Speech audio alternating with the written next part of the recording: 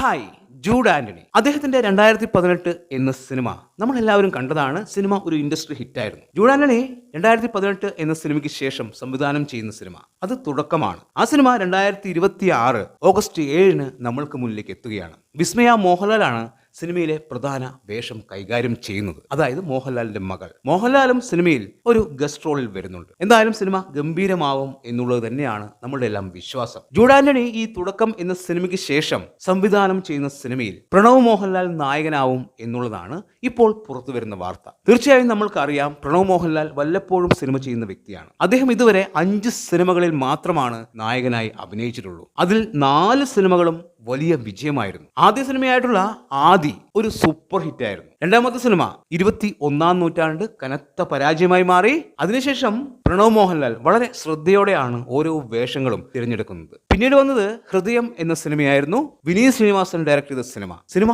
വലിയ വിജയമായി മാറി. 50 കോടിക്ക് മുകളിൽ സിനിമ കളക്ഷനായി നേടിയെടുക്കുകയും ചെയ്തു. പ്രണവ് മോഹൻലാലിന്റെ ആദ്യ 50 കോടി ചിത്രം. ഒരുപക്ഷെ കൊറോണ സമയത്ത് അല്ലായിരുന്നു സിനിമയുടെ റിലീസ് എങ്കിൽ സിനിമ ഇതിലും വലിയ വിജയം നേടിയെടുത്തേനെ. ഹൃദയത്തിന് ശേഷം അതേ ടീമിന്റെ തന്നെ വർഷങ്ങൾക്ക് ശേഷം എന്ന സിനിമയിലൂടെയാണ് പ്രണവ് വീണ്ടും വന്നത്. ആ സിനിമ 85 കോടിയോളം രൂപ കളക്ഷനായി നേടിയെടുത്തു. അതും വലിയ വിജയമായി മാറി. പ്രണവിന്റെ രണ്ടാമത്തെ 50 കോടി ചിത്രം. പിന്നീട് വന്നത് DS ഇരെ എന്ന ഹൊറർ സിനിമയായിരുന്നു. ആ സിനിമയും വലിയ വിജയമായി മാറി. 82 കോടിക്ക് മുകളിൽ സിനിമ കളക്ഷനായി നേടിയെടുത്തു. പ്രണവിന്റെ മൂന്നാമത്തെ 50 കോടി ചിത്രം. അതും തുടർച്ചയായിട്ടുള്ള മൂന്നാമത്തെ 50 കോടി. ഈ നേട്ടം കൈവരിക്കുന്ന രണ്ടാമത്തെ താരമാണ് പ്രണവ് മോഹൻലാൽ. അതായത് മോഹൻലാലും പ്രണവ് മോഹൻലാലും മാത്രമാണ് 3 50 കോടി ചിത്രങ്ങൾ അടുപ്പിച്ച് മലയാള സിനിമയ്ക്ക് കൊടുത്തിട്ടുള്ളൂ.